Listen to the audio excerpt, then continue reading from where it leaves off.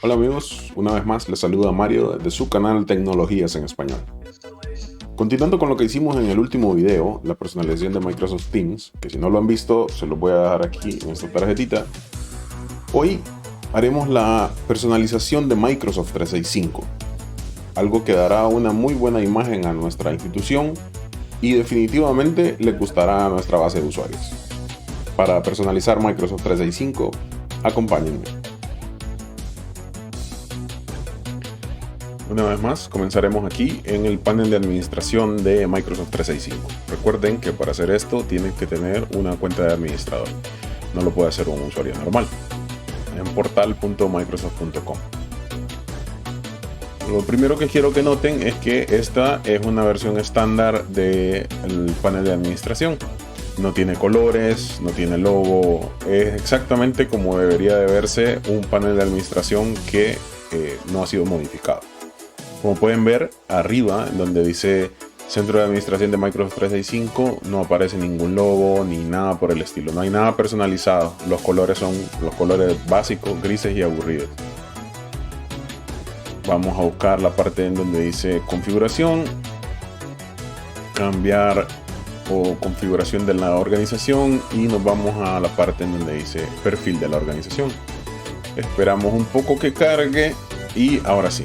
La parte en donde dice temas personalizados.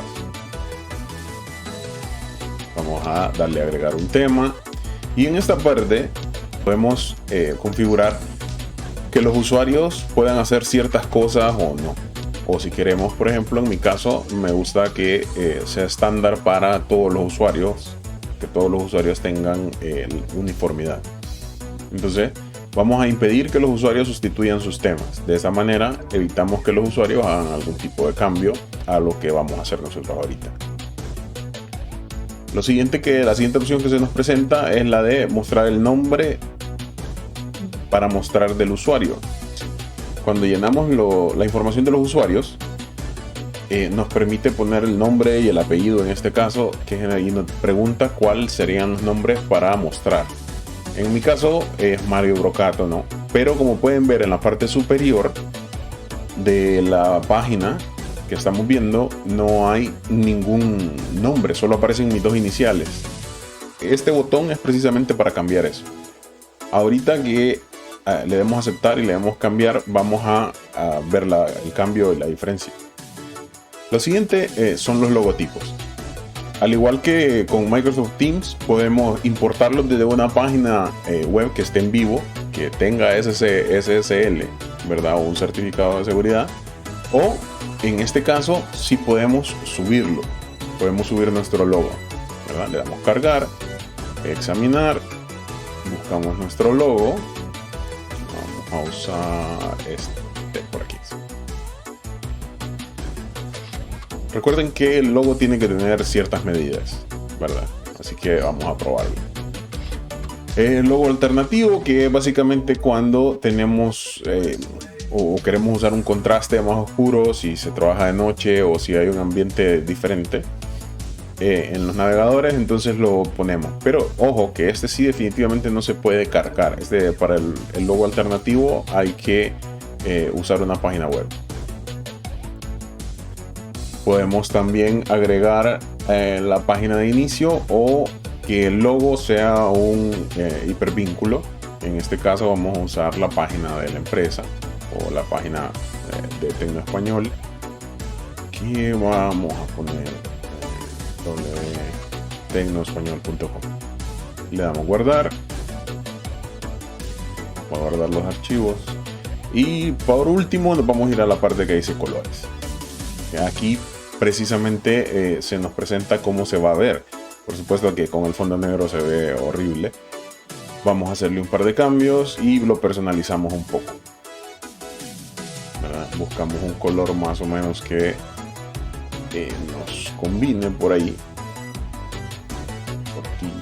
Por supuesto que también Microsoft nos ayuda con la compatibilidad de los colores, ¿verdad? Para que se vea un poco mejor. Y le damos a aceptar. Esperamos y refrescamos. Y voilà. Como pueden ver, Nuestro logo aparece ahí.